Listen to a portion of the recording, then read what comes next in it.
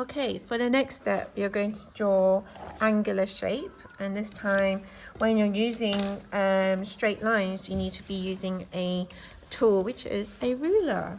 So you're going to get your ruler out to draw a triangle shape. So I'm going to draw a diagonal line going this way, and then another diagonal line going the other way. Okay, and then you're going to draw a straight line across. It's very important you hold your ruler down so it keeps it nice and sturdy, like so. Okay, and now I'm going to get a color, a nice bold color, and I'm going to use my ruler to keep my rendering inside the outline. So that way you create a nice, neat outline. Just going to zoom in again to show that a little bit better. And again, using the ruler to keep your rendering inside the outline so that you don't go outside. Try to change the direction of your rendering so you create a really smooth, solid block color. It's important that you don't rush your work because the quality needs to be of high standard. So that way you get top marks. And remember, your wrist can only turn to a certain angle, so use the paper by switching it onto the other side, and then again using the ruler as a guard to keep your rendering inside the shape. And again, you want to create a solid block color where you don't see the paper underneath. And I shouldn't see you scribbling and to a point where it goes outside the outline. Be purposeful and controlled.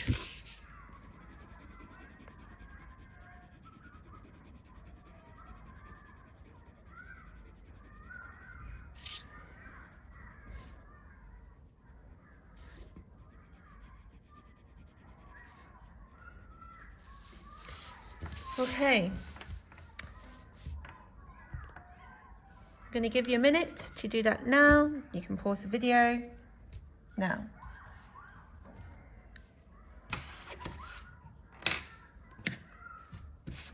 I'm going to draw another triangle next to it, or anywhere along the page, let's say just below it, filling in any large gaps around the page. And this time I'm going to draw a line inside it, keeping it parallel. And I'm just going to draw across a line like this.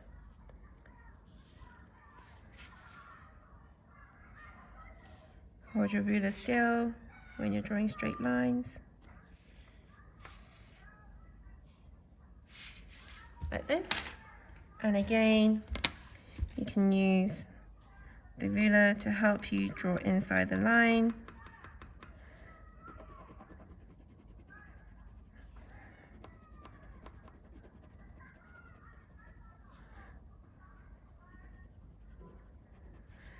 And I'm going to get a green color, something contrasting.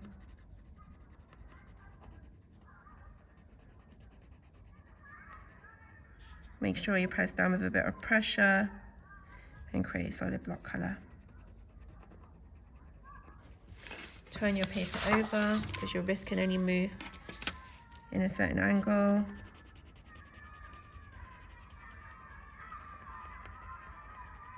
Like this.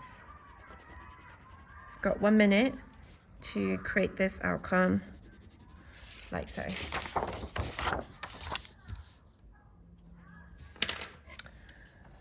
Okay. And the last one we're going to practice together is almost like a shape of a teardrop. Right, so to create that, you're going to curve your shape, okay? So you're going to start from the top point curving it outwards, curving it inwards again, creating that round shape. Okay, so it's like curving inwards and then moving out, out, out, and then going round, kind of almost like this line, creating similar to that line, and then going all the way around like so, and then end at this point. And then what I'm going to do is I'm going to turn my page to the side so that easier to create that symmetry effect. So creating in, curved, and then out, curved, sketching it out, and correcting my marks as I go around.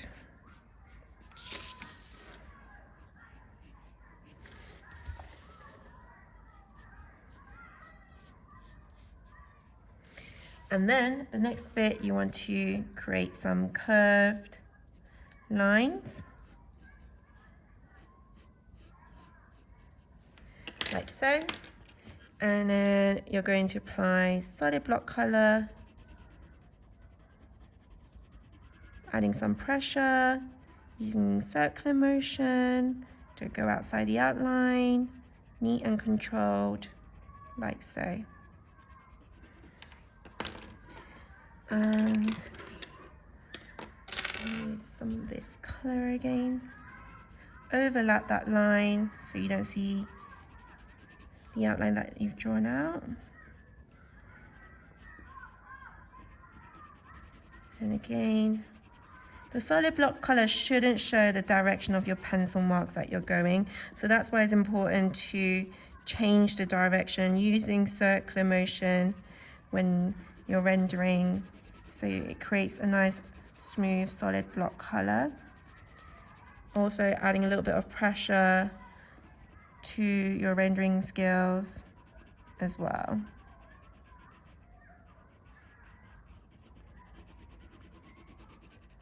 And then you just repeat that pattern with a green and then a blue, like so.